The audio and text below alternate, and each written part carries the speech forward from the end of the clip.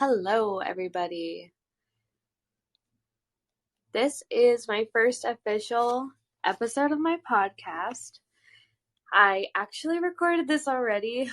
I recorded it a few days ago, and I was just getting permission from everybody I had mentioned, and I wanted to make sure I had the facts from my mom, and I didn't. So I'm so glad that I followed up because I definitely do not want to be spreading misinformation. I want to try to be as authentic and genuine on this podcast as I possibly can be. And yeah, just giving you the real stuff, telling you the truth. I don't know how to lie, so honesty is my superpower. And yeah, I I'm not holding anything back. I'm going to say that there's a trigger warning right now.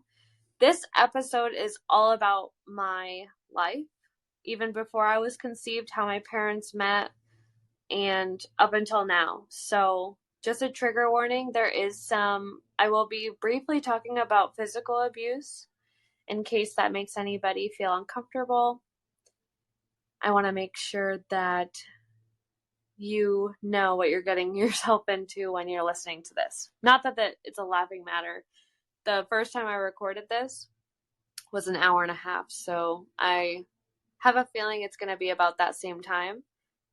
And also, before I started the podcast, the reason I was more hesitant about the podcast was really because I didn't want to edit it. I think that's super daunting having to edit a podcast. And my friend said, just do one shot. And that's what I'm doing is it's going to be one take, no editing, just stream of consciousness. And I didn't want to go back and take out the part that I had said in the previous podcast because I don't want to edit this. The most appealing part of this is that I don't edit it. And it makes it a lot less work. Even though I have to recreate the hour and a half, that's perfectly fine. It's for a reason why I'm doing this again, and that's perfectly fine. So, yes, I am Lizzie. I am pretty new on my healing journey, and this first episode is to introduce me to you. I want you guys to really get to know me and know who is the voice behind this podcast because it's something I'm super passionate about. I love journaling. I love video journaling, and this will be a really great avenue for me to fill up my cup and hopefully fill up everybody else's cup, you know? In this episode, I'm going to be talking all about myself, like I said, and how I got here and all of that. It'll obviously be the shortened version because I could spend a lot longer than an hour and a half talking about this, but I'm going to try to make it as short as possible with giving you as much information and context as possible. So, I also have some notes, some points that I really want to touch on, and we're going to go in chronological order to even before I was born. So if you hear any pages flipping, that is my notes. So the first thing I have is how my parents met. And my parents were actually both 25, and I'm 25. And my dad was in the Navy, and my mom was actually trying to go into the Navy. And they were both in Texas at a club and both grinding on each other, and that's how they met. My mom was actually trying to get into the military. I think she was trying to get into the Navy as well, but she didn't pass her drug test, which I find so funny, but because if you do drugs and you know that there's a drug test, and if you're passionate about it, probably do something to mitigate that, regardless of how antiquated that is, the drug test part. But I'm still obviously very thankful that she went through with it and was still trying to get into the military because I definitely would not be here. So that is how they met, was at a club. And my so they met at a club. Of course, I don't know all the details. I wasn't there. These details are provided from my mom and her memory, and I'm relaying back to you with the memory that I have and trying to be as honest as I possibly can. So basically, my mom was in Texas and my dad was back in Connecticut. And my mom actually grew up in Connecticut as well, but she was living in Texas. And my dad cared for my mom a lot and was very persistent about her moving back to Connecticut from Texas. And kept, you know, just being very persistent about that, about him wanting to be with her, or him wanting her to be with him. And finally, my mom moved up to Texas. I actually just talked to her about this story, so this is probably as accurate as I'm gonna get it. My mom finally gave in and she went to Connecticut. And as soon as she got to Connecticut, she found out that my dad was married. Of course, my dad did not tell her this because I think my mom kept reiterating she would never mess around with a married man. And he tried to keep it a secret, but couldn't for very much longer because the next day a 16-wheel Mack truck full of both of their belongings came to his house, and it seemed that he was withholding those items from the wife. And my mom moved up to Connecticut, right? And they were having hate sex. Well, I don't want to say hate sex. They were both mad at each other. And basically after that, my mom's like, that's the last time you're ever going to do that with me. And they conceived me. Thank goodness. And that's how they got pregnant with me. Actually, so after they did things that night, my mom, so their relationship was not healthy, if you can already tell. It was not healthy whatsoever. And the reason I'm bringing this up is to provoke thoughts in you guys. And if any of this resonates with you, it's important to bring this stuff up instead of sweeping it under the rug, because it's not healthy to do so. And it's important to express yourself and bring these things to light. It is uncomfortable to talk about, but I think it could help. Me talking about this is really to help others feel comfortable about talking about this themselves. So this is where the trigger warning comes in. So the first thing is that after they were doing stuff and they made me, my mom was like, we're never gonna do this again. I hope you enjoyed it. That's it. My dad took a gun into the bathroom and threatened to kill himself. And that's where the manipulation, as far as I know, that's where the manipulation started. And, yeah. No, not a great way to go about it, but I just want to provide more context to their tumultuous relationship. I love them both very much still, and they had so many lessons to learn, especially being together. I think that they learned a lot of lessons together. But basically, they were trying to make it work, and it just wasn't working. Especially after I was born, they were on and off constantly. And one thing that my mom told me that always stuck with me was they were fighting, and my mom was taking a shower, and I believe my dad came home from work and was choking her in the shower. And that story always sticks with me. And you can say, oh, you shouldn't be telling your kid about this. I am 25. I'm an adult. And in my opinion, I think honesty is the best policy. And if you, of course, however you're going to feel, and you're totally justified in whatever you feel, and all feelings are valid. But to me, if there's something that you don't want your kid to know, maybe that shouldn't have been done in the first place. But of course, everything happens for a reason. And I'm sure my mom, her lesson in that was, okay, wow, I don't want to be with someone like this. So when I think of that moment about the shower, visualizing it hurts my heart so bad. But my mom was just in such a vulnerable place. She had me. I don't know how recently in this chain of events, but she was vulnerable. She literally was in the shower in a compromising position, and my dad just exerted his force on her. And it just makes me so sad. And I know she's not the only one who has experienced something like this. And I just want to bring this up. I just want to bring this to light and just say that this is not okay. Relationships like this are not okay. If you feel that you're in a relationship that is not healthy, you're not alone. That is for sure. And actually, my partner was telling me, don't they say like 1 in 3 women have experienced abuse by the time they're 25?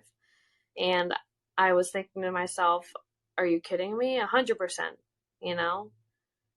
100%, whether that's physical, mental, or emotional abuse. I think that we don't talk about it enough. So that is my intention in bringing this up. My intention is not to hurt anybody.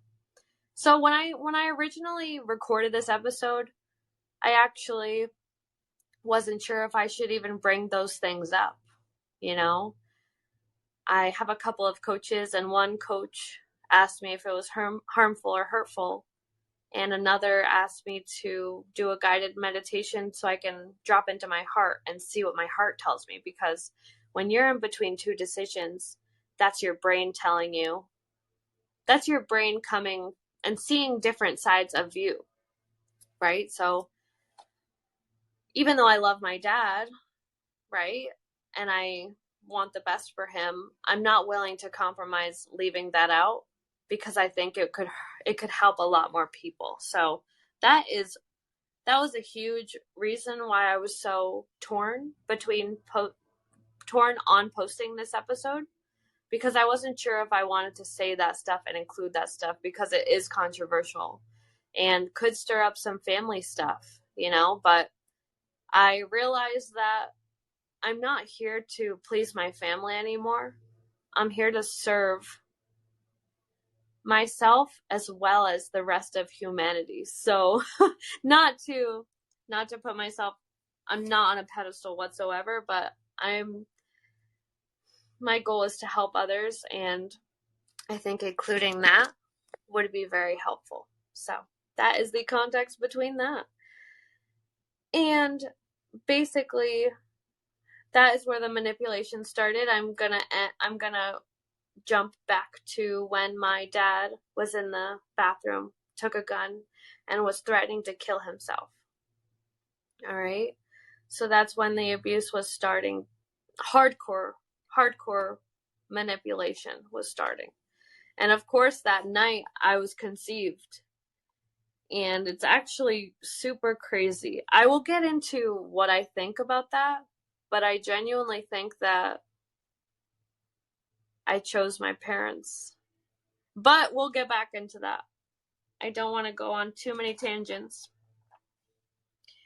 So basically, of course, my mom and my dad's relationship was not healthy, right? They were on and off. I think they broke up finally, maybe when I was 2 years old.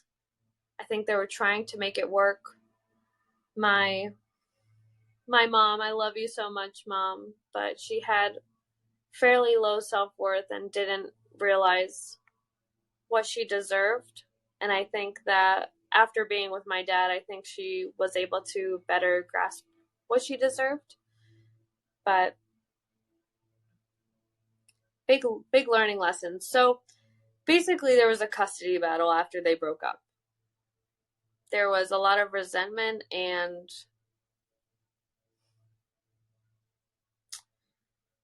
deceit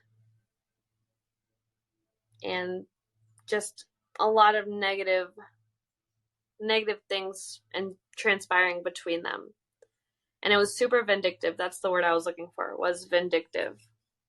And my mom is not perfect either. I'm not saying that I was completely one-sided, but yes, physical abuse is never okay. Abuse is really never okay, but that is what makes us humans, or that's what makes us is our trauma. So I guess that's really what this whole story is about, is explaining what my trauma is to you listeners and how I have coped with that and turn that into opportunities for growth.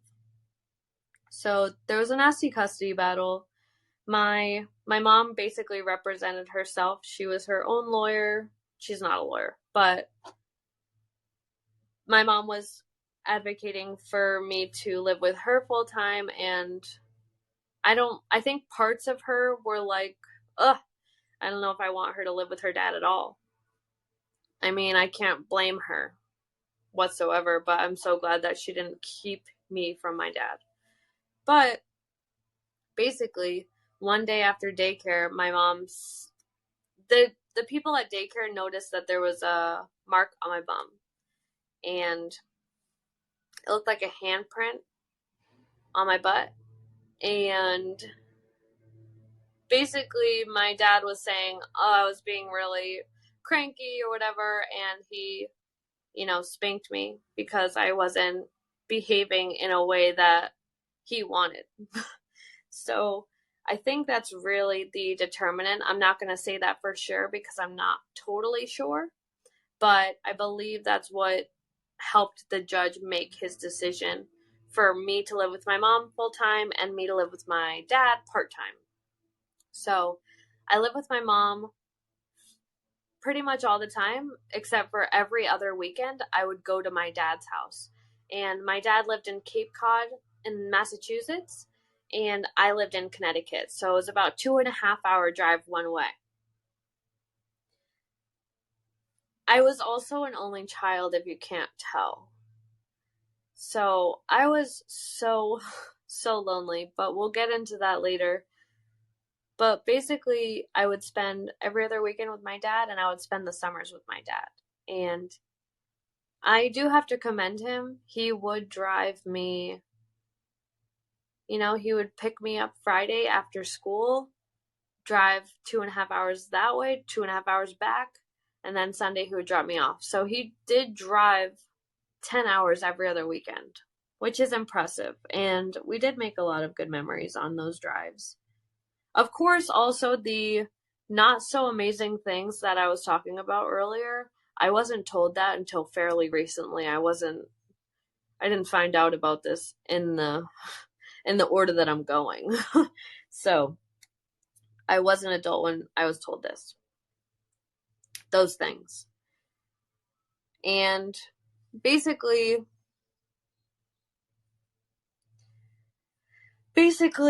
my mom and I, mother-daughter relationship, especially as an only child, and my mom mostly worked from home, and she worked in her bedroom, actually, from what I remember, and she didn't have a lot of other people to talk to except for me, and I was basically her best friend and not her daughter. So the line was very, very blurry. There was no boundaries from either of my parents, and I'll go into why I didn't have any boundaries with my dad, but with my mom, she basically treated me like a best friend. And I completely forgive her for this. So, Mom, if you're listening, I forgive you, and it's completely fine. Everything happens the way it happens, and everything happens for a reason, I think. And yeah, even the little nuances. So, being a best friend, I didn't really learn how to respect my mom until I was much older.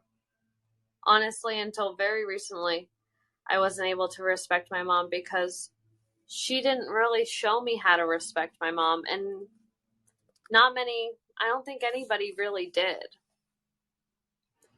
And I didn't really know what it was like to have a mother-daughter relationship. I only knew what it was like to have a sister or a best friend, because I love my mom, but she did share things with me that a mom wouldn't typically say to her kid. And that's where the lack of boundaries really stems from. And all of the anger and frustration that occurred during work, we didn't leave the house very much, but because I was the only other person in the house, it would always be taken against me. And I was always wishing I would have a sibling so that they could also take some brunt, some of the frustration from her, because I had to take the brunt of all of it. And I felt very lonely and just unseen and unheard. And it was sad. It was a very tough time with me and my mom. And it wasn't easy for her either, you know. She was not an only child. She was a single mom working and providing for me, struggling. I really saw a lot of struggling with her financially, emotionally, socially, all the things. And my mom did the absolute best she could, and I love her so much for that. Everybody's really doing the best that they can. And my dad was my hero. All right, I didn't see him very often. He didn't take out too much of his anger on me because I didn't see him that much. And he always knew the right things to say. He was always the smartest person in the room. He was always the most outgoing, personable, made everybody feel good, and just knew a lot. Had a lot of knowledge, and he was my very first role model. And I'll get into that a little bit later. So I'm going to go into my dad buying me my cell phone at the age of 13. The caveat with this cell phone was that I had to call him every single day. He wanted to, know how my day was, have some sort of control over me, though he was miles and miles and miles away. So that is the cell phone, and I'm gonna come back to that later. So my dad being my hero, right? The day that ended actually was the day he told me that he smoked weed. And I was so against drugs, especially, the war on drugs and the DARE program at my school. I was such an innocent kid. And I knew my mom smoked, and I knew my family smoked, and I just thought it was so bad. Thinking back to it, it's what you don't know is what scares you. So of course you're going to be terrified of things that you don't know, that you have no knowledge of. So when my dad told me that is the day that he stopped being my hero. And basically my dreams were shattered. It sounds super cheesy, but it's so true. Little Lizzie was heartbroken. And it's funny because I smoked weed almost every day up until very recently. And I'll get into that too. But I was noticing a lot of things with my dad. If I ever spoke my truth or told him how I was feeling, and if it was different than what he was feeling, I would always be the problem. It wasn't okay for me to have an opinion other than him, other than an opinion that matched his. And I briefly talked about, I'm going to segue. This is my first episode, so please bear with me. But I'm going to segue into my later teenage years. When I was about 16, I started dating my first boyfriend in high school. And we were so close. It was not perfect, that's for sure. We had a lot of fun together, but I was so controlling and I only ever wanted to be with him. I lost a lot of friendships because I didn't want to dedicate my time to anybody else but him. And it took me until that relationship ended to figure out that that wasn't the best thing to do. But basically, we were together for 3 years, and I really thought we were going to get married, and I knew in my soul that he was my person. So one day, I haven't seen him for a few weeks. Things had come up. I was in Florida, and then I got sick that week, and I didn't see him. And I'm actually walking into therapy with my mom. My mom and I went to therapy, and it was the best timing that we went to therapy. I think it was the first therapy session, and I looked down at my phone and I get a text from him that says, "We need to talk." And that's never good. And basically, a text or two later, he texts me that he's breaking up with me, and I'm basically ghosted there and then with no explanation as to why he was breaking up with me. And that was so difficult for me.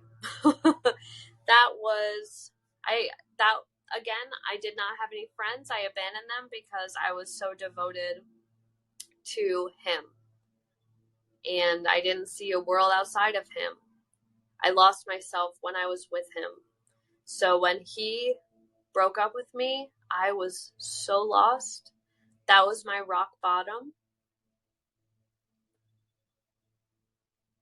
I feel so sad for little Lizzie because she was so alone. She was even more alone than when she was with her mom and dad and being an only child. And I was so desperate. I literally would call him begging for him to take me back, saying, "I will do anything, I will change anything, whatever I can do to be with you."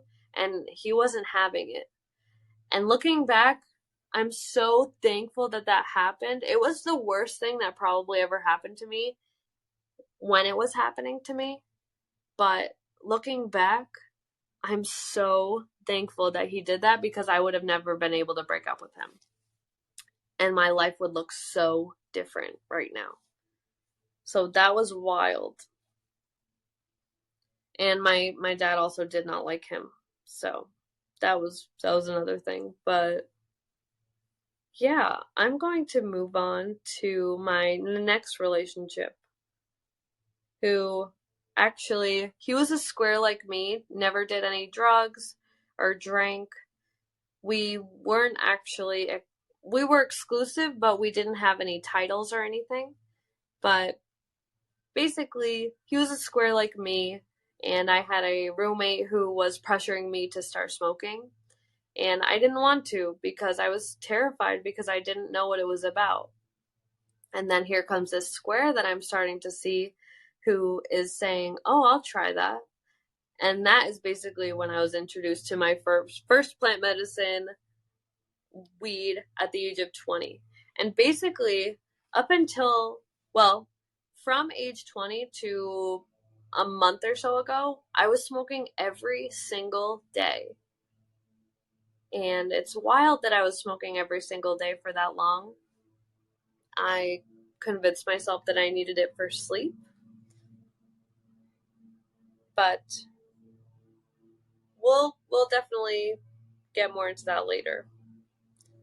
After that relationship, it was a relationship. Every person that I interact with, it's a relationship. But after that had ended, maybe half a year goes by, and I meet my person. I wasn't expecting to meet him. A mutual friend of my roommates, who actually, he is a mutual friend of my roommates, but his friend was having a dinner serving pulled pork sandwiches, and I really didn't want to go, and my roommate just kept being persistent and telling me, "Let's go to this." And I went, and there was this guy who just kept following me around like a little puppy dog, and we were both flirting with each other. And Oh my gosh, he was so cute. And that is my current partner, Cameron, and I was not expecting it. So if you, I mean, well, first of all, it really helps to be whole as a single person. Loving yourself and being your first, it sounds weird, your first partner. Being there for yourself and being whole by yourself, I think is so important. Not that I was whole by myself when I met him, but this is just a message saying nobody needs anybody. All you need is yourself. But when I met my person, I just had no idea that it was happening. I wasn't looking for anybody. And it was just so wild how that happened. So Cameron and I, we moved in pretty shortly after we got together, maybe 3 months, and we've been living together ever since. So I'm going to go back to that cell phone because, of course, the caveat with the cell phone was I needed to call my dad every single day. Well, in college, I wasn't able to do that. I had a life. And I didn't have time to be doing that. I had a lot of homework. I had other obligations. I had friends, other things going on. And I then started to, if you hear mowing in the background, that's actually Cameron who is mowing the lawn. But basically, we switched to every other day starting in college. So I would have to call him every other day to keep my cell phone. Our relationships were getting more and more tense. I was going to a liberal arts college studying accounting, and of course the more fascinating subjects were outside of accounting. I was taking a sociology class, love sociology, and basically my professor was teaching us about the disproportionate, I'm trying to think of the correct word, but the disproportionate numbers of people of color, Black people, and Latinos in jail versus the amount of white people in jail. And it was so clear as day to me, the innate racism. I don't want to make this a political podcast, but I feel like this information is pertinent for my story. And I was seeing the injustices of this country, all right? And seeing how jail is basically slavery, but a different name. And the inequality that we see, and basically actually one exercise that we did on the very first day of the sociology class, everybody wrote down if what they ever did that was illegal. It was anonymous, even though I'm pretty sure they can't really do that, but it was anonymous, and you write down all the things that you do that you have done that were illegal, and assuming that you didn't end up in jail because you're in college and you're not in jail right now, you didn't have to face any consequences. So basically, everybody wrote down something. Everybody wrote down something. Everybody's done something illegal that could end them, that they could end up in jail. But she was just showing that everybody has done shit that is illegal. Yet, the numbers that are, the amount of people of color that are in jail is completely disproportionate to like real life, you know? So I was just seeing that, and I was just seeing how jail was, it was actually, the first class was actually called juvenile delinquency, and the reason for prison or juvenile centers, I'm totally blanking on the word right now, is to rehabilitate the person so that they can go back into normal society and live their lives. That was the whole purpose of jail, was rehab. And of course, that's not what's happening. The recidivism, I think that's the word, recidivist rate is wild. Basically, the chances of you going to jail and coming out, there's such a good chance that you're just going to go back, and it's just this constant cycle, this hamster wheel. And I was just seeing it plain as day in front of my face, and saying, telling my dad basically of my new revelations. And he was in the Navy, like I said, so he's very, very patriotic and doesn't recognize that there is an innate racist issue in America. And that's where our differences started to come up, because I was learning a lot of different things in college. Ironically, he very much pressured me into going to school. But anyways, that was when we started to disagree. I think before this, so my dad and my stepmom, they got married when my stepmom was 25 and my dad was 40. So they had a big age gap in between them, which is perfectly fine, but they did get married without me knowing about it, and me and my stepmom have had such a difficult, challenging relationship. And anyways, my stepmom was actually living in California, living in LA, and my dad was visiting LA to see his cousin.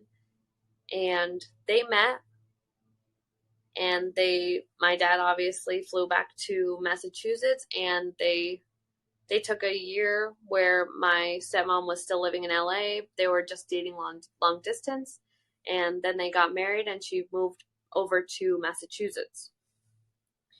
So since her family is all still in LA, they basically visit maybe once a year, at least once a year. And I have visited with them once before. I went with my granny, actually went, and that's when I realized that my granny is a very good buffer. But basically, I went to LA and Vegas, and I was with my partner at the time, Cameron, and was just so not looking forward to this trip.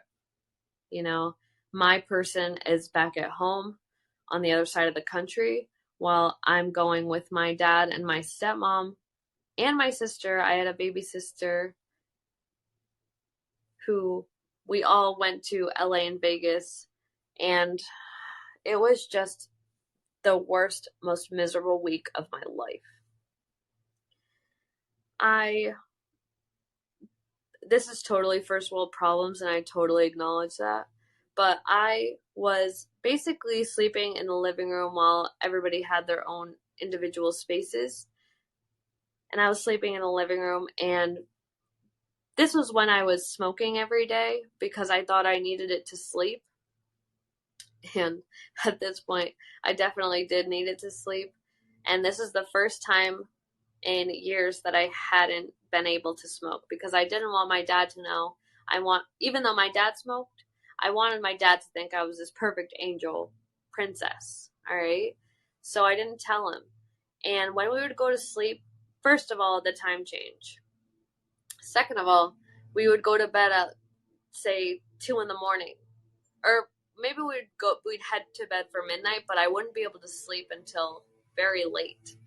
And in the morning, my baby sister wakes up early, would go into the living room and wake me up. Everybody would wake me up. So I basically was super sleep deprived. There was a lot of passive aggressiveness going on with my stepmom towards me. It seemed like I was really unwanted on the trip and unappreciated, though I was helping with the baby. Basically, because of the sleep deprivation, I was feeling nauseous the entire time. Like, I felt like I was on the verge of throwing up, even though I never did. I just felt like it. It was awful. Awful. And we went to Vegas as well. We actually stayed in, I think it's called Excalibur. It's the pyramid, and we were staying in the pyramid, and I was still so nauseous at this point that so it's a pyramid, right? And the elevator would literally go diagonal. Like in Willy Wonka, it went diagonal, and I just remember being especially nauseous on those elevator rides. But anywho, in Vegas, I remember being frustrated with Cameron because I just felt so lonely that I didn't feel like I was getting enough of a response from him, and I didn't feel like he was there for me. Obviously not physically there, but even emotionally there for me. And I was expressing this to my dad. Me and my dad were so close. So close. I would tell him anything. We were also best friends, but there was a little bit more of boundaries there. But basically not enough boundaries for him. I was basically just wanting to vent about my partner, and he was just telling me, you need to do this, you need to do this, this, and this. And I was just like, Dad, I love you, but I'm really not trying to ask for advice. I'm really just trying to vent to you because I felt so lonely. I needed someone to talk to, just to listen to me and be heard and be seen, because my partner wasn't doing that. I was hoping my dad would be able to at least listen to me vent, or let me vent to him. And basically he was giving me advice on this relationship. And no offense, no one knows more about me and my relationship than I and my partner do. So if I'm not asking for advice, I don't want it, especially if it comes to my partner, because you have no idea. No one has no idea what my relationship is like unless I tell you, and you're living it. So I wasn't really about taking advice, and I'm very honest. So I was telling him, yeah, I'm not going to do that. And he was just my dad is a very angry person as well. He's very scary when he yells, and it almost seems like he's forming into another person, and it's terrifying. And it could be at the drop of a hat. You just don't know. It's like a light switch. So basically, that was happening, and I had nowhere to go. I didn't even have a room in the hotel, and I was just running around the hallways just trying to find space for myself. And that was a really lonely time. Fast forward a couple of days, we go back to LA and we're going bowling.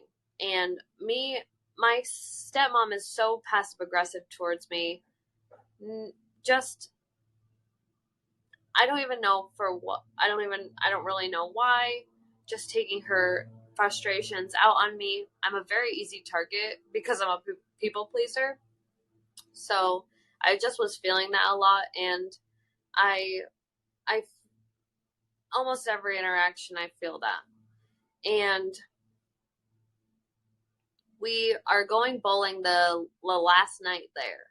We're going bowling, and a family friend looks at me. I'm also feeling slightly less nauseous, and a family friend looks at me and is like, "What's wrong? What's going on?" And I was just saying to her, I feel like my stepmom is jealous of me and my father's relationship. And I didn't think anybody heard this. I thought only this one person heard this. Maybe I really don't know who told them, but basically I could tell an energy shift. When we were leaving the bowling alley, I just knew something was off. So we get back to the house. I am in the living room and I cannot sleep. I did not sleep that night at all because I knew something was wrong, and I knew that word had gone out that I had said something. And I wake up that morning, I see them, and they're giving me the silent treatment all day. All right, we're supposed to get on a plane. We're supposed to go back to Massachusetts, and I just get the silent treatment all day. We go get breakfast. No one talks to me. We are packing up our things. We're going to the airport. We're on a shuttle service. My dad and stepmom are being very kind to strangers that don't even know us, and they're completely ignoring me as if I don't exist. And I didn't think it could get worse. I really didn't, but it did. And basically, someone did tell them that I had said that about them, and I was just trying to rationalize it in my head. At that point, I was like, wow, why did I say that? What's wrong with me? But looking back at it, if it weren't true, it wouldn't have such a big reaction. So me expressing my truth was not okay for them. And that wasn't okay for me. So we're on the plane. They're ignoring me up until this moment, and we have a baby, so we get to be the first ones on the plane, and we sit down first. My dad finally talks to me that whole day. Finally talks to me and says, "What's wrong with you? Why would you say that about your stepmom? You ruined this whole vacation for us. How could you do this? What's wrong with you? I raised you to be better than this." And I'm crying so hard as everybody else is boarding this plane. All right? He's publicly humiliating me in such a conscious way that I was so betrayed, so vulnerable after this whole week of just feeling like garbage. And this is what happens. And I'm in straight up survival mode, just like I had been this whole week. And I'm just like, oh, I'm sorry, I'm sorry that I ruined your whole vacation. I'm sorry. Of course I didn't mean it. I just needed to survive this vacation. I needed to survive the rest of it.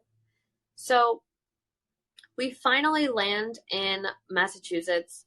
They drive me to where my car is parked, and my boyfriend and my mom are both waiting for me.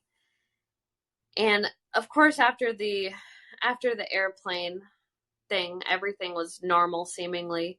And my dad was even like, "Hey, let's go get McDonald's. Do you want to go get some dinner?" I'm like, "God, no." I didn't say that, but I was like, "No, I don't. I'll see you later." And I got out of the car, and that was the most relief I've ever experienced in my life. Oh my God.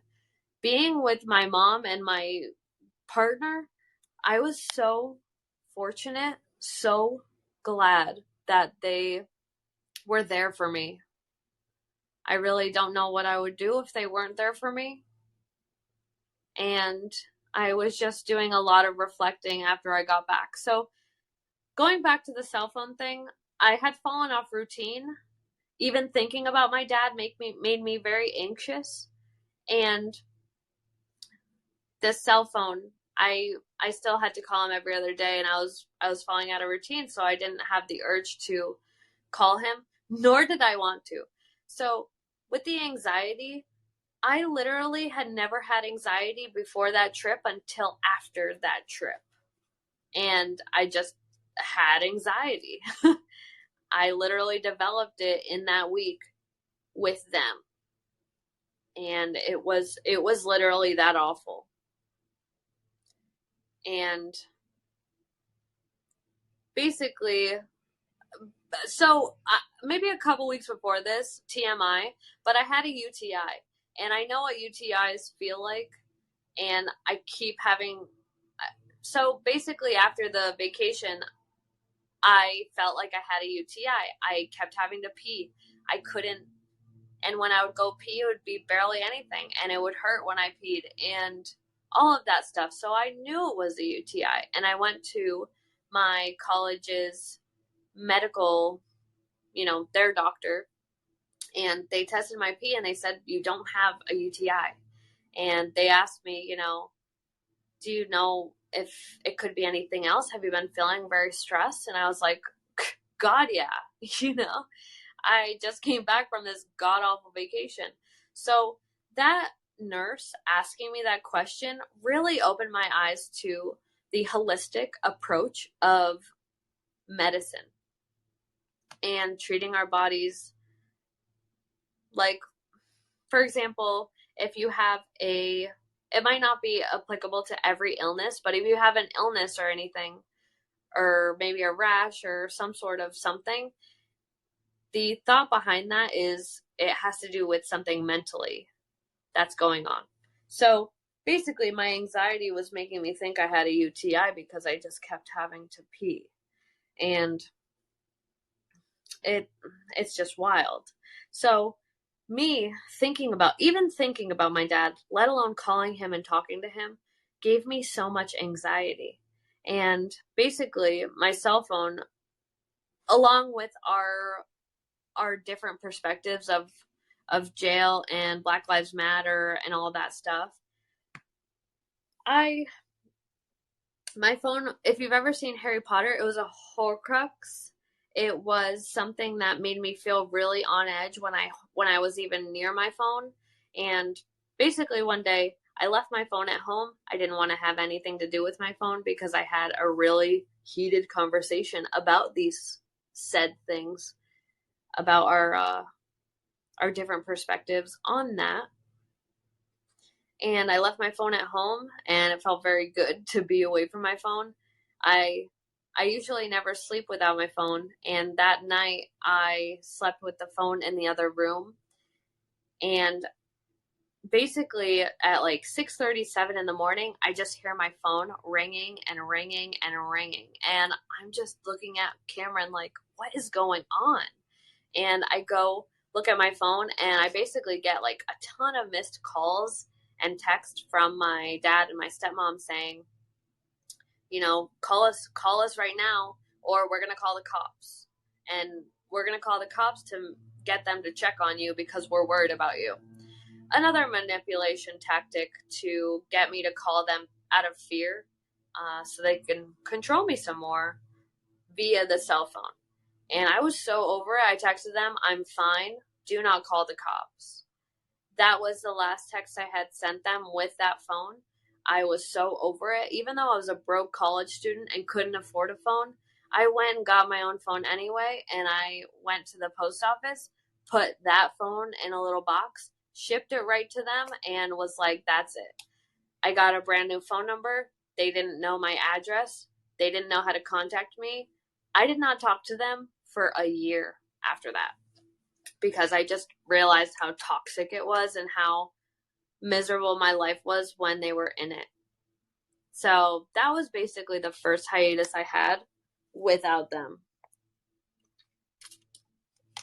So going down the list, it had been a year, and my sister, she's growing up, and if you know me, I've always been an only child, and I always yearned and longed for a sibling. I also love kids, and I've always wanted a sibling. So when my dad and my stepmom were saying that they were having a baby, I was so elated to have, a little sibling that I could call my sibling. So basically after a year, I was trying to voice memo my dad, and it wasn't working. I was trying to, basically I had written a letter that was maybe 7 pages, filled out front to back, basically a letter sending to my dad to give him context and as to why I wasn't talking to him anymore, so he could know how I was feeling.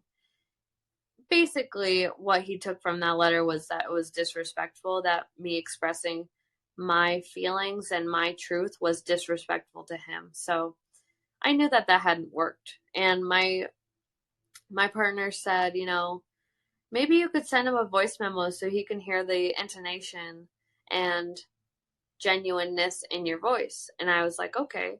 And I had never sent a voice memo through Facebook Messenger before, and it basically wasn't working.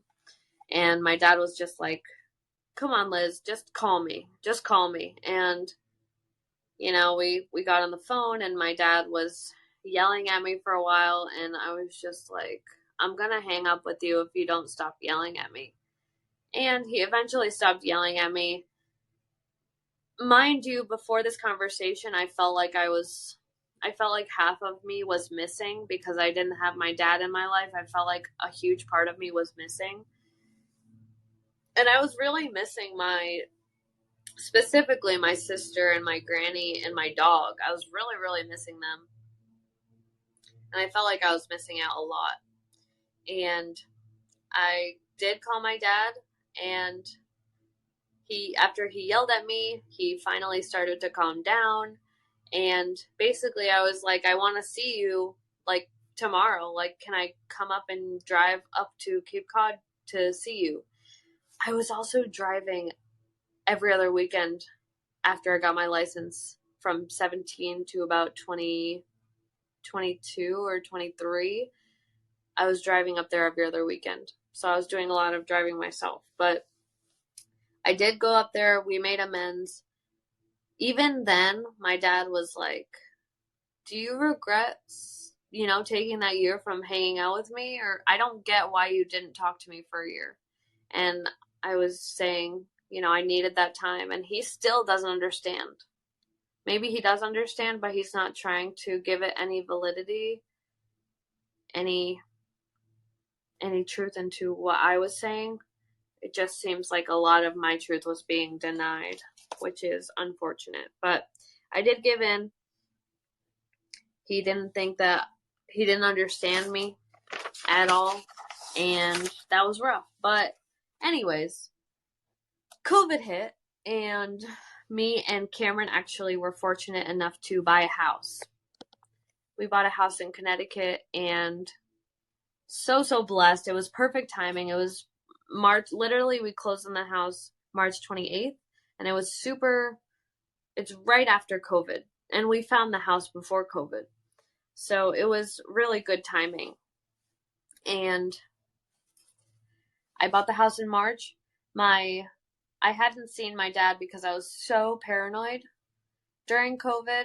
I was so not that it's over or anything, but I'm not going to get into that. But I was so paranoid. I didn't even go grocery shopping. I had my groceries delivered to me. I would not leave the house. I worked from home. Cameron would work, he had to go in, but I just wouldn't leave the house. And to be perfectly honest, that was convenient for me because I only ever wanted to be with Cameron anyways. So it did work out for me. And not to be selfish or anything, but that's just my experience with COVID. So fast forward to October of 2020, and this is my dad's 50th birthday that is coming up. So let's say a few weeks before, my dad had invited me to Foxwoods, which is a casino in Connecticut.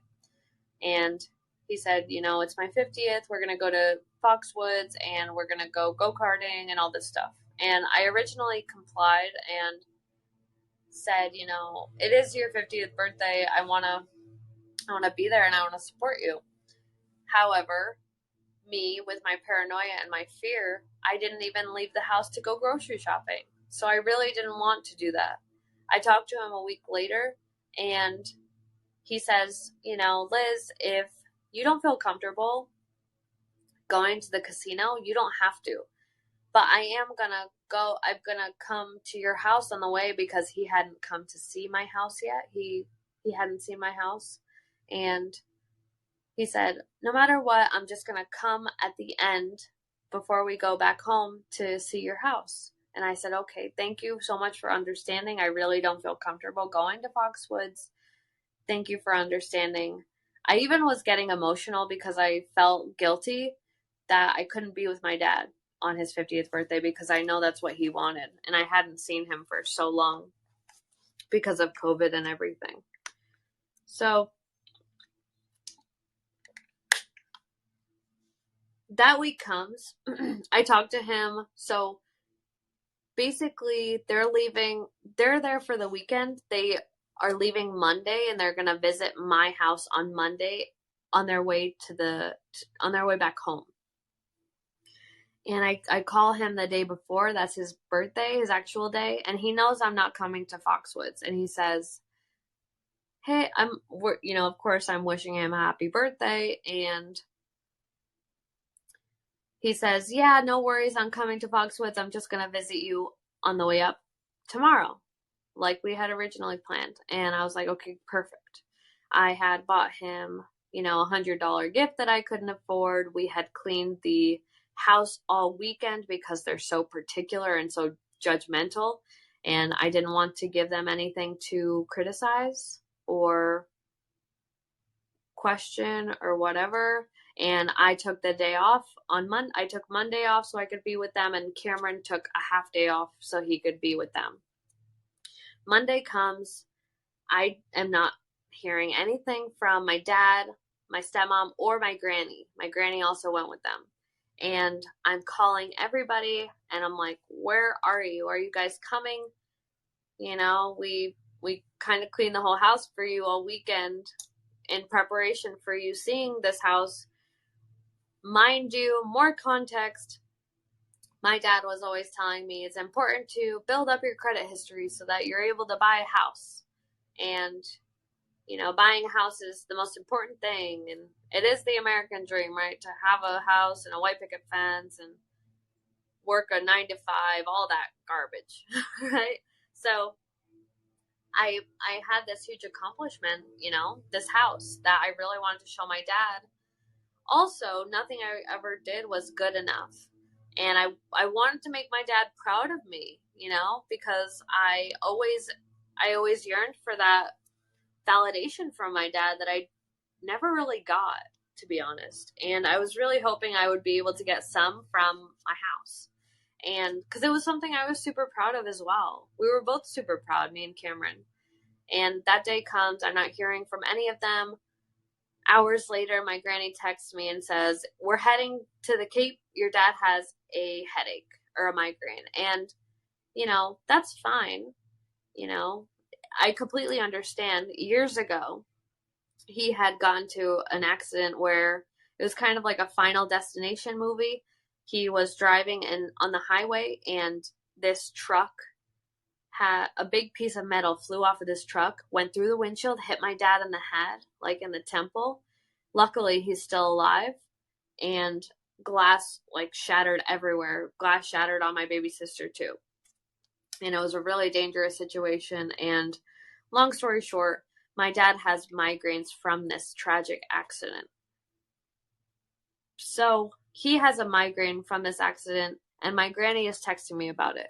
And I said, oh, I'm sorry to hear that, but why couldn't he have texted me that earlier? This is way, I knew that they had to be back on the Cape at some point, and this was way after the fact that, way after he was supposed to have gotten to my house. And I was just thinking, why wouldn't my dad text me that he has a headache? That's completely understandable. If he's not feeling good, let me know, and that's perfectly fine.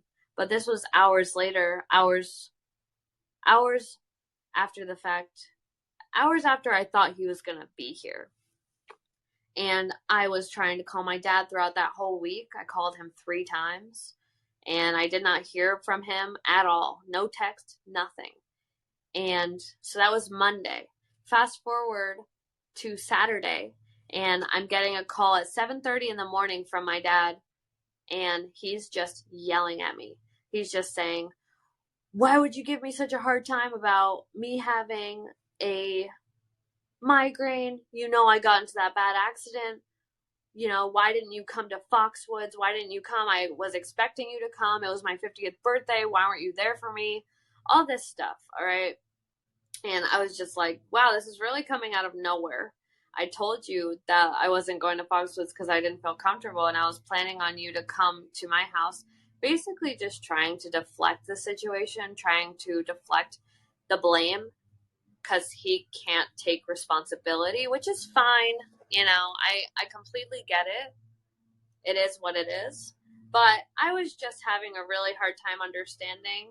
And, well, I really didn't have the patience or space to do that for him. I didn't give him that space. So basically we were just both yelling at each other, and I was so fed up anyway. I was so fed up with the relationship anyway, and I hadn't even seen him for so long that I was just like, I'm so over this. And basically, he yelled fuck you at me, and I yelled fuck you at him, and that's the last I've heard from him. And that's still the last I've heard from him. So I am not perfect. I mean, I don't regret anything, but I don't. Basically, if I were to redo that conversation, it wouldn't have gone down like that, and I wouldn't have stooped to that level, if you know what I mean. So after that had happened, I actually posted on Reddit. Cameron had gotten me into Reddit, and there is a sub, if you're aware of it. It's called AITA, Am I the Asshole? And basically, people anonymously post a story or an anecdote about something that happened that they need advice on, and they need others to reflect back to them whether they are the asshole or someone else is the asshole. So I'm writing down this story on Reddit, and it's anonymous, and I'm talking about the LA and Vegas trip. I'm talking about how my dad, he's like low-key manipulating me into feeling guilty that I didn't go to the casino for his birthday, even though I told him I wasn't, and that he didn't come to my house, all this stuff. And someone comments, it sounds like he's a narcissist to me. And I didn't really know what that meant until I was really doing a lot of research about narcissism. And I still don't even love that word, but basically at that point in my life, I was just feeling so much anger. I felt such a sense of betrayal. I took everything so personally. I was like, why would he do this to me? He basically lied to my face my whole entire life. And I was just feeling so betrayed and lost, and like my whole life was a lie. It was a lot. And also, thank you for listening to this. The next episodes, I promise, are going to be much more positive. But yeah, I was ruminating a lot about the narcissism thing, and I couldn't sleep at night. I really couldn't. I would stay up for hours, and I would have to call out of work because I couldn't sleep. And it was not healthy for me. So shortly after that, after, that anger was really seeping into my, I don't know why I want to say skin. It was just, it was everywhere. I was just such an angry person, and I was recognizing different quote unquote narcissistic people that I was seeing around in my life that I was just so angry at because I was so angry with my dad, which low key I was angry at myself, but we'll get into that later. So if you know me, I love free furniture. This is a weird segue, but I love free furniture, and if I see free furniture on the road, I'm gonna be the first one to take it. Maybe not a couch or something like that, or a bed, but wooden furniture like a TV stand, or a table with chairs, something like that. And about a quarter mile away, there was a moving out sale, and Cameron was telling me, Liz, like, there's a moving out sale, like, let's go. They have a bunch of furniture and stuff that they're selling. And I'm like, okay, cool. And we randomly go to this place, and I'm meeting the guy who lives there and his partner, who is a woman. And basically, I meet this girl, and she's actually my coach now. She's my mentor right now, and she has changed my world. It's wild. She's introduced me to another person who has really, really helped me. I'm hoping that maybe one or both of them will be on this podcast, and they can share their experiences, and we can talk about how we met. But it was very divine, this totally random, seemingly insignificant moving out sale basically changed the projection of where my life was going. I met her and she was having a bonfire the next day and invited me to the bonfire, and every time I talk to this woman, she makes me cry, and everything she says completely resonates with me, and I just feel it in my body. So she has introduced me to so many people, and she's basically the first person who I was able to start my healing journey with a ton of different things, and we're going to get into that later, but it's just wild. She introduced me to my other mentor, who is also into plant medicine and is she is basically someone I want to have a lot of similar qualities. I don't want to say role model, because that I don't think having a role model is super healthy, and I do want to talk about that in another episode. And the only reason I say that is because when you're putting someone on a pedestal, it's kind of dehumanizing them, and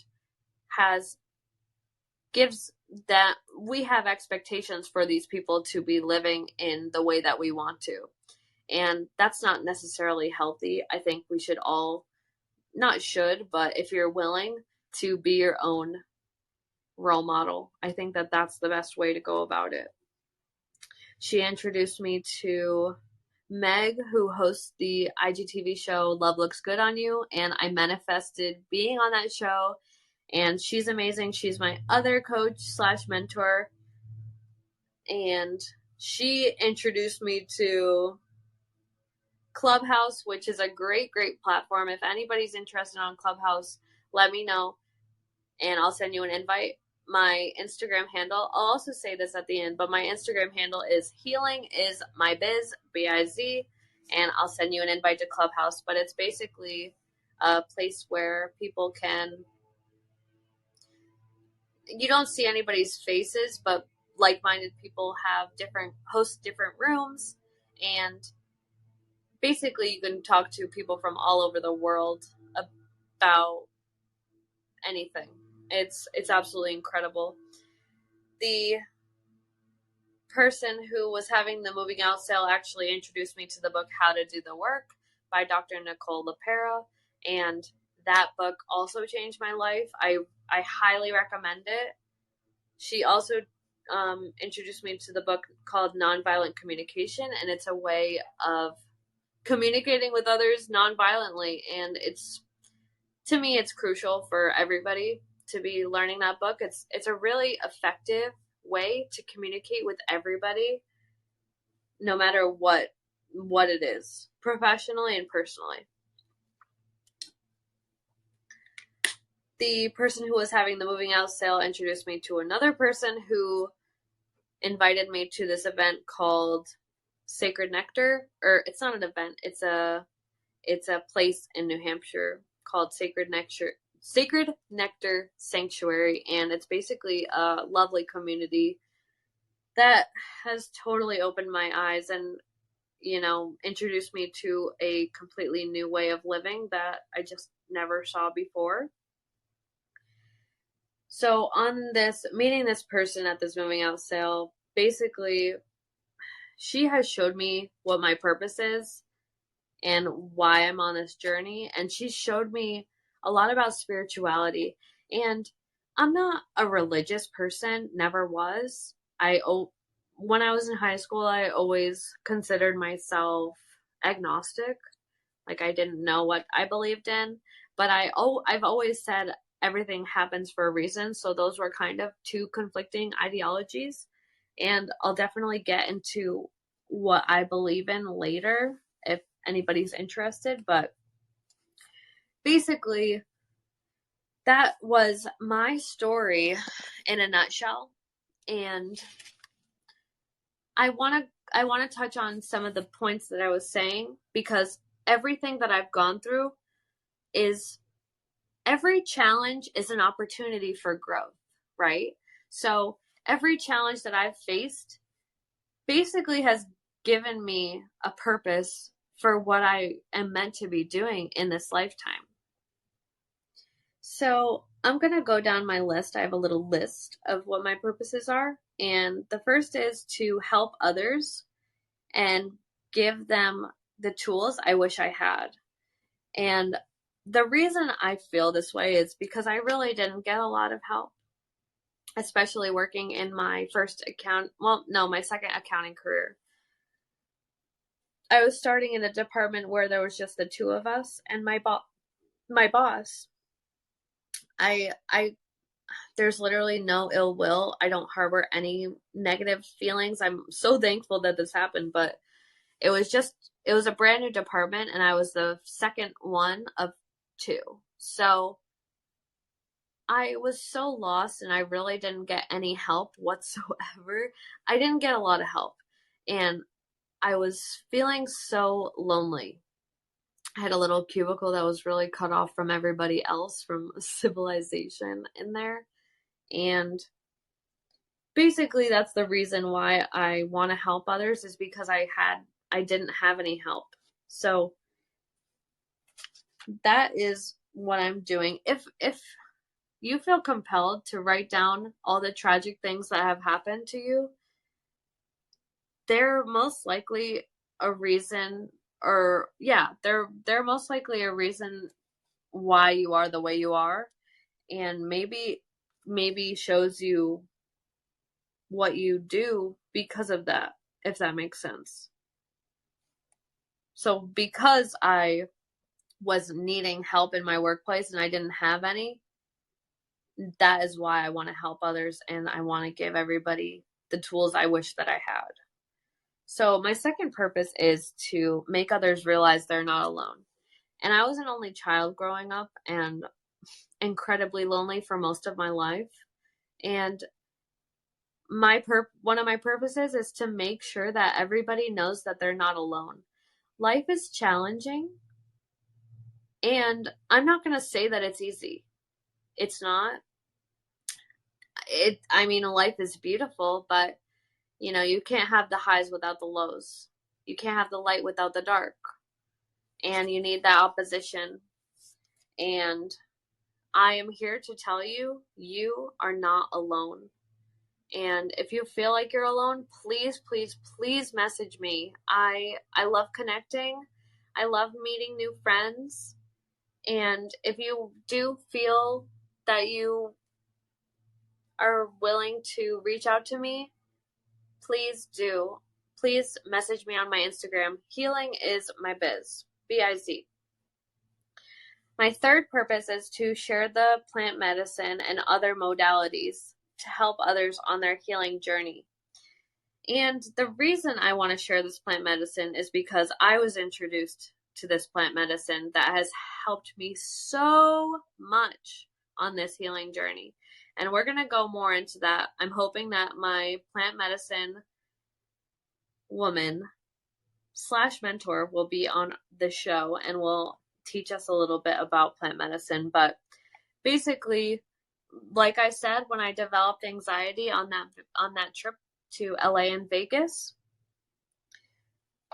I now can relate to others who have anxiety and can say, I've used this to help me with my anxiety. I really think that it can help you as well. And I've already shared the plant medicine with a few other people and can confirm that it has helped them. And yeah, my journey really is to be a medicine woman. Sounds cheesy, but it's so darn true. My fourth purpose is to build others up, to give them the confidence that they have. My coach Meg has told me that I'm like a cheerleader, and I am a cheerleader. I love bringing people up. I love recognizing others' accomplishments and just helping others build their confidence, because I feel I have a lot of confidence, and I feel everybody could be confident if they were to love themselves unconditionally. So that's part of my purposes, is to build others up and be a cheerleader. The reason is because I was always put down. everything I did was never enough. And I really don't want others to feel that way. So that is why that is my fourth purpose. My fifth is to love unconditionally. As you can tell, potentially, as you could possibly tell from the stories I've been sharing, is that love for me, people to love me, sometimes was conditional. I had to do X, Y, and Z to get them to be proud of me or love me. And people mess up, people make mistakes. It's just part of being a human. So my purpose on this planet is to love unconditionally, and I mean this so wholeheartedly. I love myself, therefore I love each and every one of you. Literally everybody on this planet I love. It sounds crazy and like I'm a hippie, but I am a hippie.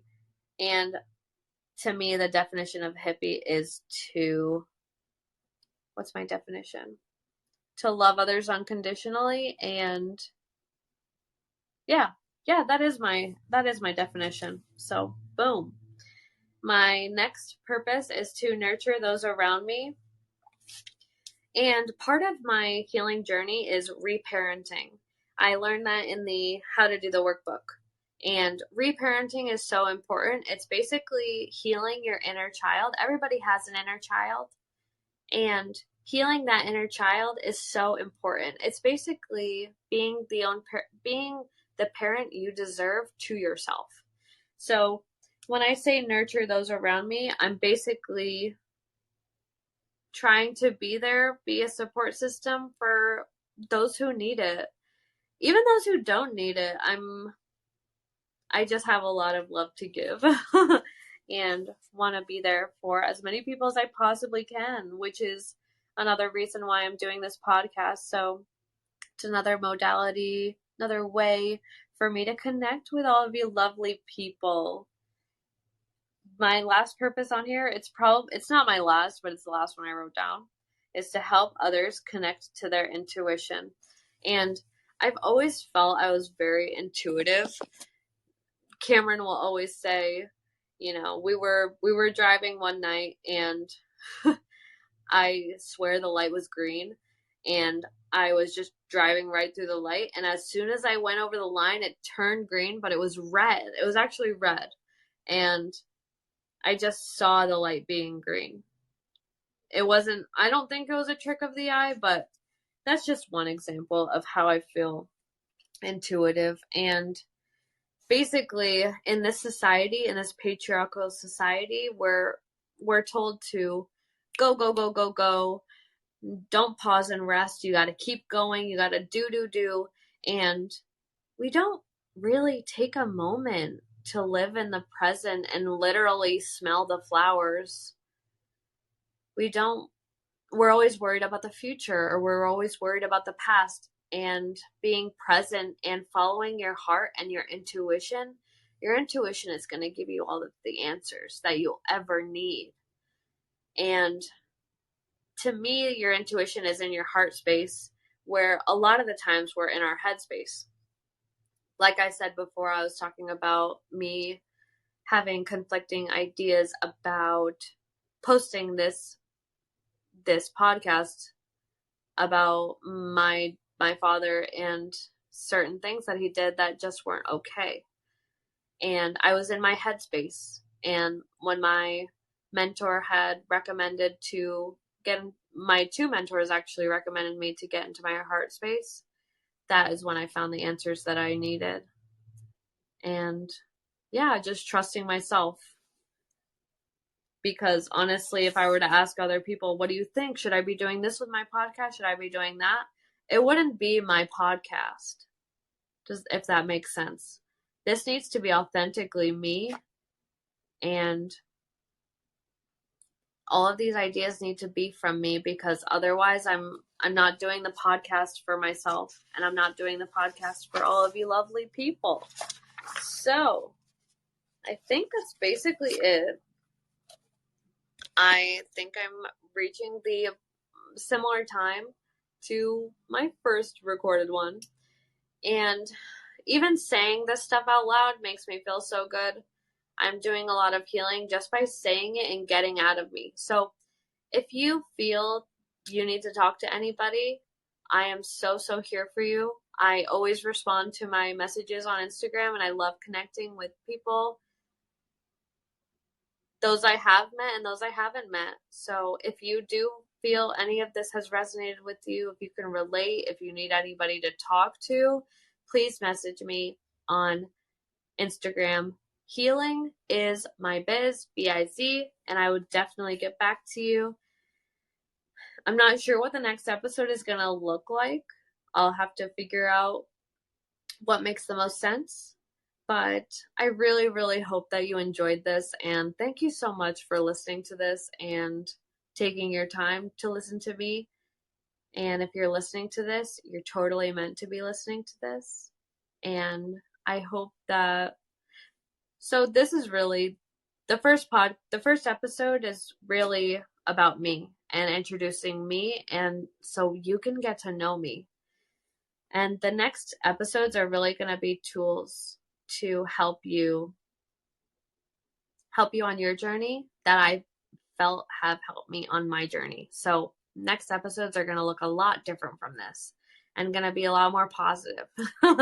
I promise. So I hope everybody has an amazing day or night wherever you are.